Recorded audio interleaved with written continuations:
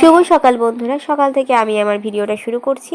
আশা করি তোমরা সবাই সুস্থ আছো, ভালো আছো। আরুস লাইভ ব্লগিং নতুন একটি ভিডিওতে সকলকে অনেক অনেক শুভেচ্ছা, অনেক অনেক স্বাগত। আর আজকে মহালয়া, তাই সকলকে অনেক অনেক শুভেচ্ছা মহালয়ার, শুভ মহালয়া।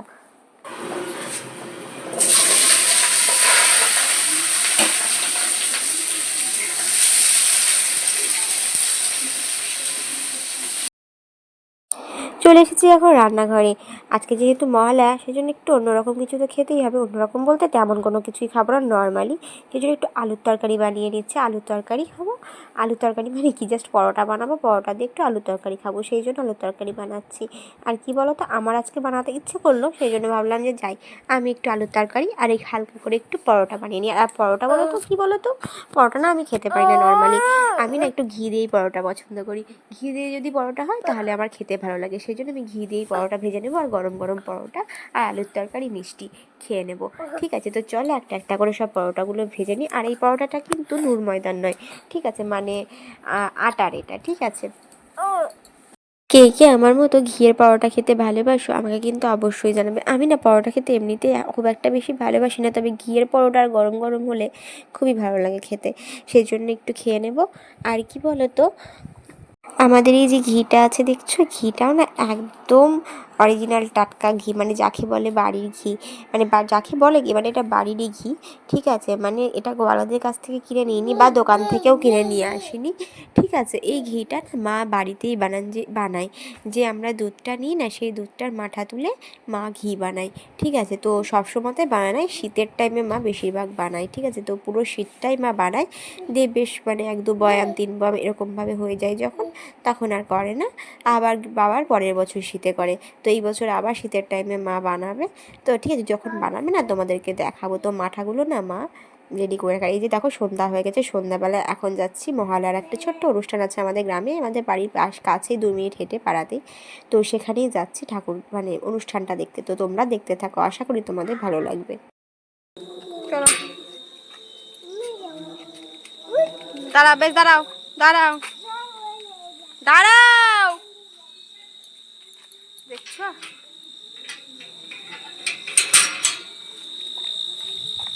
এই দাঁড়া,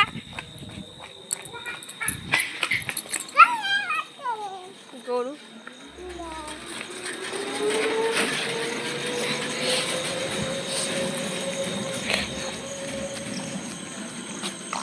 ওই তো কি ব্যাপার শোনা, এখানকার লাইটটা বন্ধ কেন, কি ব্যাপার, এই লাইটটা বন্ধ কেন?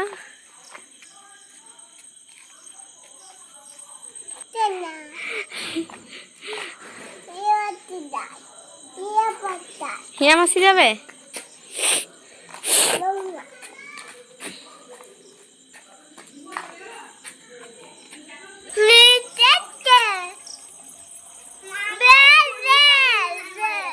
হ্যাঁ, কি হয়েছে?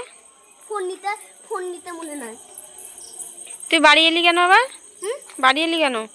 তোরা গেছিলিস না? হ্যাঁ, দিয়ে সাজিনি তখন। ও সাজতে এলি? তোর দিদি গান হলো? তোর দিদির গান হলো? যাই না, একবার ভালো করে দাঁড়াতে দেখি। এইখানকার লাইটটা বন্ধ কেন পোলটে? মামা মা গান করছে। হ্যাঁ, মামা মা গান করছে, কে জানে, বুঝতেছি না, আমরা তো শুনিও নি। তারা শুনি, চুপ কর, শুনো, চুপ কর।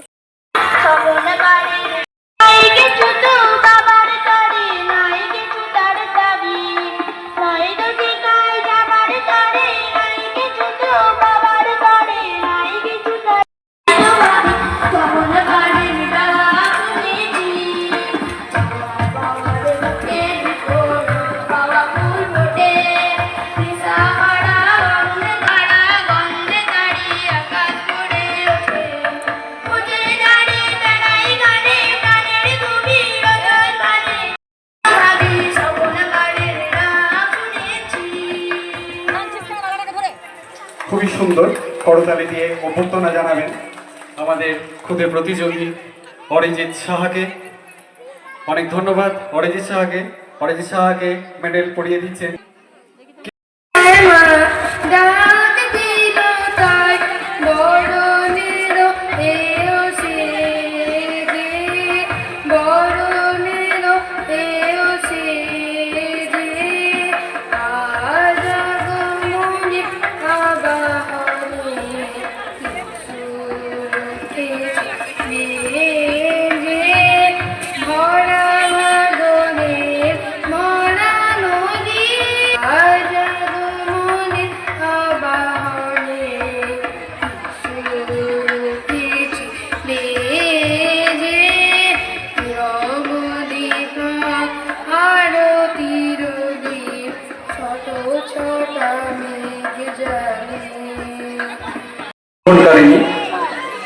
মেঘনা দে তবলায়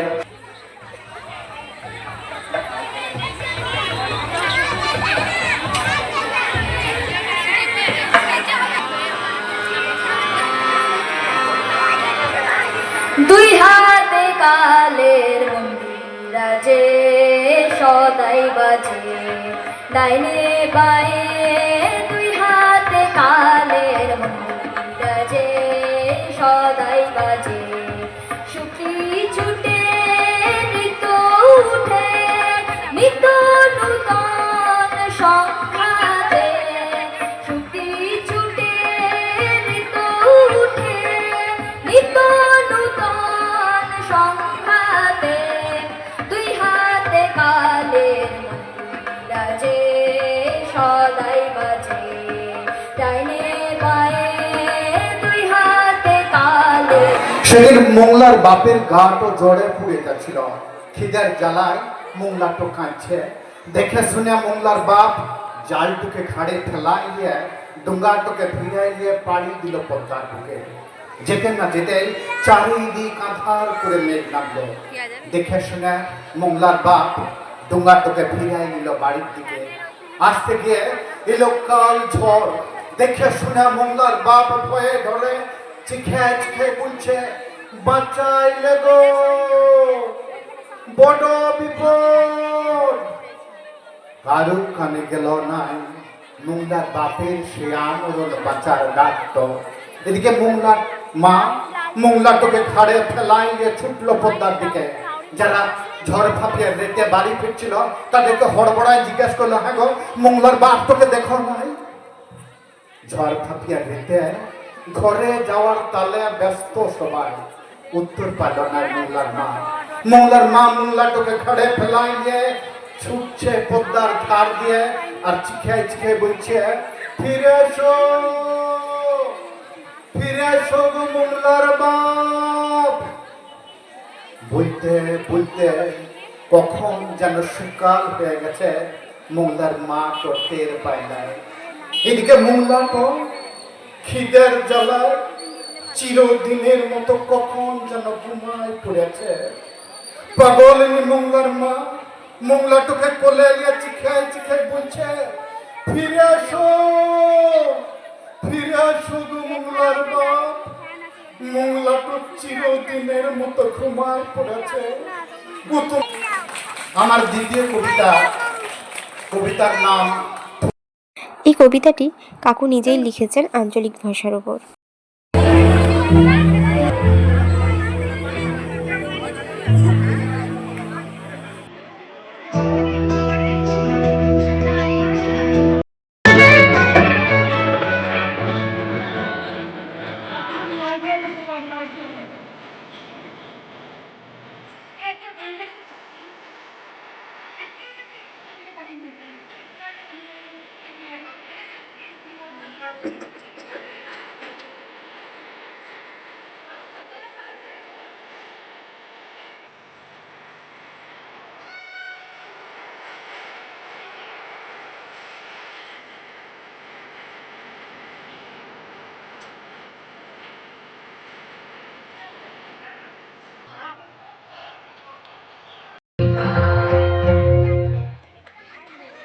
অনেক ধন্যবাদ। অনেশ্বর মণ্ডল, দিয়া পাল, অত্তরা চৌধুরী প্রামাণিককে প্রত্যেককে আমাদের তরফ থেকে মেডেল পরিয়ে দিচ্ছে আমাদের দাদা সুদীপ মেঘদার। মঞ্চে আসবে সায়ন্তনী পটুয়া।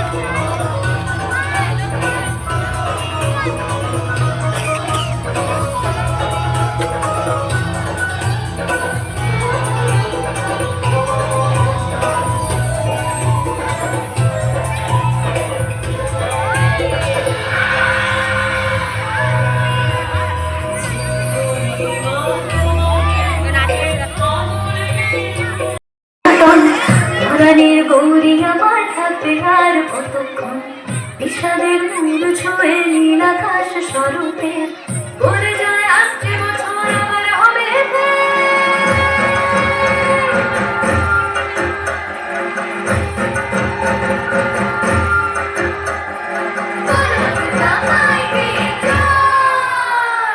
আর কটা দিন থাকলো মা বাংলা জোড়া বাড়িতে, আনলো আমার প্রাণ রোয়া।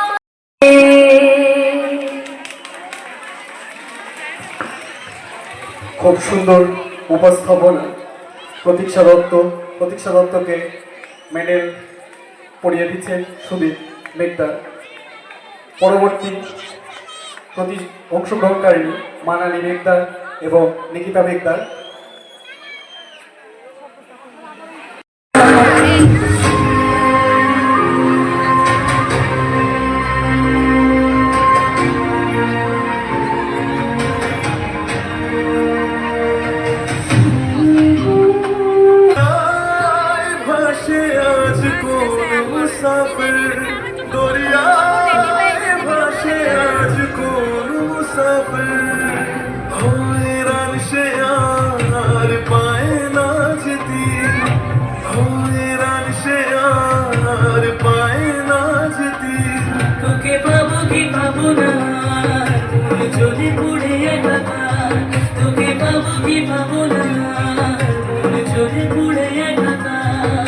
ব্রহ্মশালের আগুন মেখে সূর্য হয়ে যায়, ব্রহ্মশালের আগুন মেখে সূর্য হয়ে যায়, রাধার মতো কলঙ্ক যে চাই, আমি রাধার মতো কলঙ্ক যে চাই।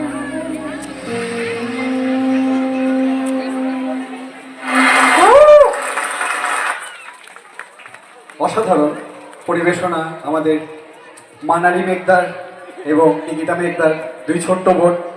এবং এই নৃত্য এবং গানের যে মেডেলগুলি দেওয়া হচ্ছে সেই মেডেল বিশিষ্ট অডিওলজিস্ট ডক্টর শ্রেয়সী রায়চৌধুরীর সম্মানার্থে তার পিতা সৌভিক রায়চৌধুরী, ডক্টর সৌভিক রায়চৌধুরী মানে দিলুদা আমাদের পারকরমা জীবন্তরী সাংস্কৃতিক কমিটিকে দিয়েছেন। ধন্যবাদ জানাই বিলুদাকে, ধন্যবাদ জানাই শ্রেয়সী রায়চৌধুরীকে।